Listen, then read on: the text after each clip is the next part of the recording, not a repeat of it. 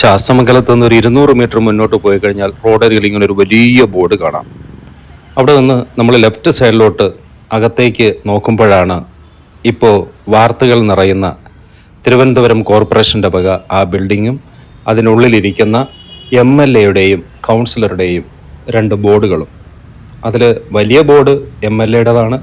എന്നാൽ തിളക്കവും ഭംഗിയും ഒക്കെ കൊണ്ട് മുന്നിട്ട് നിൽക്കുന്നതും കുറച്ച് മുകളിലായി പ്രതിഷ്ഠിച്ചിരിക്കുന്നതുമായിട്ടുള്ള കൗൺസിലറുടെ ബോർഡ്. പുറത്തിങ്ങനെ വൃത്തിയാക്കി നിൽക്കുന്ന ഒരു പടം.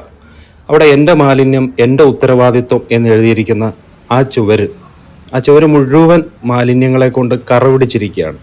അവിടെയൊക്കെ ചവറിൻ്റെ കൂമ്പാരമായിരുന്നു ഇന്നലെ. കൗൺസിലർ അവിടെ വന്നതിന് ശേഷം ഇതെല്ലാം അവിടെ നിന്ന് മാറ്റിച്ചു. അങ്ങനെ വൃത്തിയാക്കിയ വീഡിയോ കൗൺസിലർ സോഷ്യൽ മീഡിയയിൽ ഷെയർ ചെയ്തു. ദൂരെ നോക്കുമ്പോൾ ഒരു ചേട്ടൻ ചാക്ക് കെട്ടുകളിൽ ബാക്കി ചവറുകൾ മാറ്റിക്കൊണ്ടിരിക്കുന്നതാണ് കാണുന്നത്. ഈ ചുവരിൻ്റെ അകത്തൂടെ ജനൽ വഴി അകത്തോട്ട് നമ്മൾ നോക്കിക്കഴിഞ്ഞാൽ 4 കസേര ഇടാൻ പാകത്തിലുള്ള വളരെ ചെറിയ ഒരു റൂമാണ് കൗൺസിലറിനുള്ളത് നമുക്ക് മനസ്സിലാക്കാൻ പറ്റും. ഇവിടെ ഈ ചേട്ടൻ വീണ്ടും കുത്തിക്കെട്ടി ചവറുകൾ മാറ്റാൻ ശ്രമിക്കുന്നു. നഗരസഭയുടെ ഒരു വാഹനത്തിൽ അത് ചാക്കുകെട്ടിലാക്കി കയറ്റുകയാണ്. നമുക്ക് ആ ചേട്ടനോട് കുറച്ച് കാര്യങ്ങൾ ചോദിക്കാം. ചേട്ടൻ പറയുമെങ്കിൽ. ചേട്ടാ, ഈ വേസ്റ്റ് ഫുള്ള് മാറ്റണോ? ഇതൊക്കെ മാറ്റും. അപ്പൊ ഇനി ഇവിടെ ഒന്നും ഉണ്ടാവൂല. അന്നുള്ള സാധനം കാണും. അന്നുള്ളത് കാണും അല്ലേ? ഇഷ്ടംപോലെ സാധനങ്ങൾ വന്നോണ്ടിരിക്കുമല്ലേ. ഓ, അന്നുള്ള സാധനം ഇവിടെ കൊണ്ട് ഡംപ് ചെയ്യാണ് പരിപാടി. എന്നിട്ട് ഇവിടെ നിന്ന് മാറ്റും. രാവിലെ മാറ്റും. ഇനി ഈ മദ്യക്കുപ്പികളൊക്കെ ആരുടെ കൊണ്ടിടുന്ന?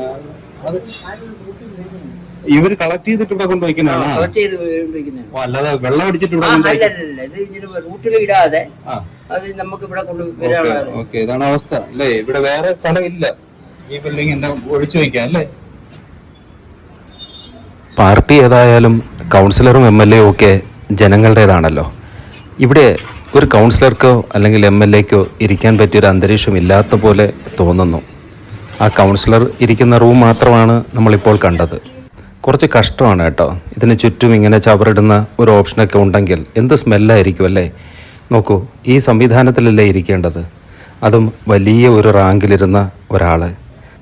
സൗകര്യങ്ങളിലും AC റൂമുകളിലും ഇരുന്ന് ഇതൊക്കെ നമുക്ക് വിവാദമാക്കാം, വിമർശിക്കാം. പക്ഷെ നേരിട്ട് വന്ന് കാണുമ്പോഴേ യഥാർത്ഥ അവസ്ഥ മനസ്സിലാവും.